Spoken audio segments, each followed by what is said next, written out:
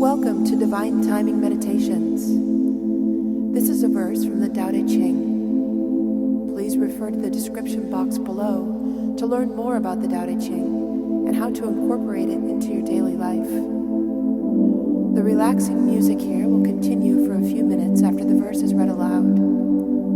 Please use this time to contemplate the verse's meaning and what it means to you. Feel free to share your experience with us in the comments below.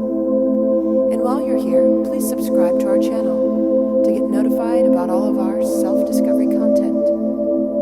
Now let's begin.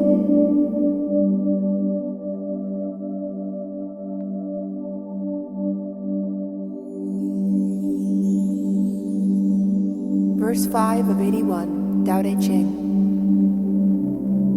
Is then the world unkind? And does it treat all things like straw dogs used in magic rites?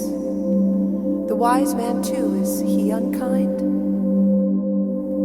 And does he treat the folk like straw dogs made to throw away? Between the earth and sky, the space is like a bellows, empty but unspent. When moved, its gift is copious. Much talk means much exhaustion. Better far it is to keep your thoughts